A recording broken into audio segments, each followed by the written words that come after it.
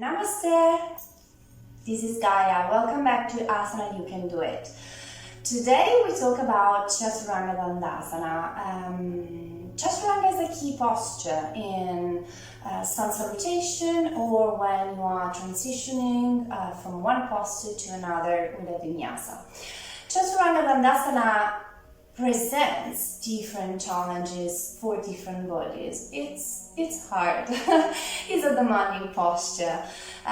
We know that. What I've learned in my experience, that's what I want to share today with this video, is that a correct alignment and learning to spread the effort between the upper and the lower body, engaging throughout the whole body, help us to build the strength that a full expression of the pose will require. So let's have a look first of all to the full expression of Chaturanga. I like to start, setting as usual a solid foundation, because in asana practice the foundation is the first things that we want to establish. Hands are shoulder width apart. Spread the fingers wide, big echo hands, pressing down to the base of each finger. Hasta Bandha. Then you extend the legs, check your feet, feet are hips distance apart. I like to start into a high plank, pressing the floor away to engage throughout the whole body into a gymnastic plank. Then slowly sink your hips lower, project the sternum forward, lower abdomen drawing in, pelvic floor engage and lift. And tailbone lengthening towards the heels. Press the back, your heels towards the back of the mat. Sternum projecting forward. I'm on the ball of my feet. Inhaling, rocking forward. And exhaling, bend the elbows into a 90-degree angle. Shoulders not lower than the wrist. Front of the ribs in, lengthening through the crown of the head. This is Chaturanga. Obviously, can be very demanding for many students, for beginners, but not only for beginners. So let's have a look now to the common mistakes that teachers see around when people are not aware of the proper alignment. They don't have the strength yet, but they are still, pushing themselves when they are not ready to go. So the body will compensate, and that's what we want to avoid.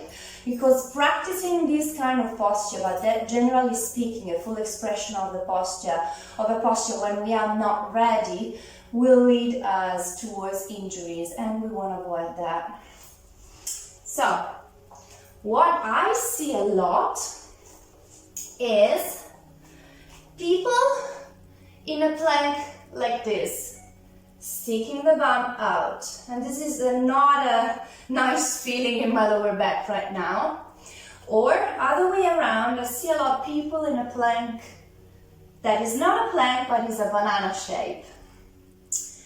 Another thing I see a lot when people try to practice Chaturanga, really touching the floor with the chest and sticking the bum out.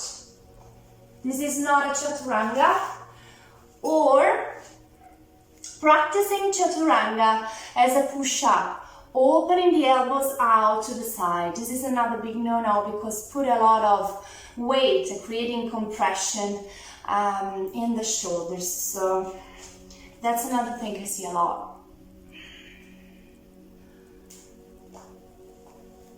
And obviously there are many other small mistakes, like crunching the neck, or starting in a good alignment and then losing it and putting a lot of weight, collapsing at the level of the lumbar spine and the level of the shoulders, and so on.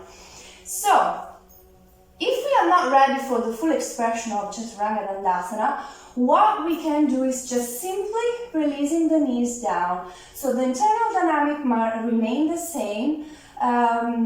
We can apply a modification that reduces the effort but still help us to build the strength that the full expression will require.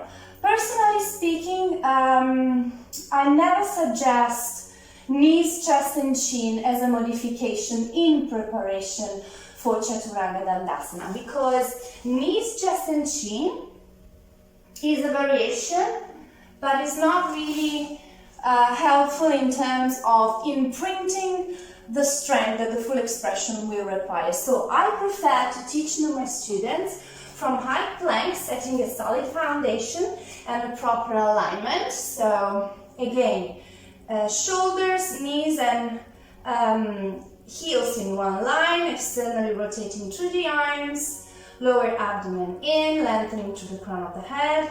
From here, exhale, release the knees down. You can keep the the feet tucked in, or you can release the top of the feet on the floor. Slowly shift the weight forward, projecting the sternum forward, bend the elbows and slowly, with control, lower all the way down. Again, from high plank, release the knees down, press the hips forward, shift the weight forward with control, elbows close to the body and lower down.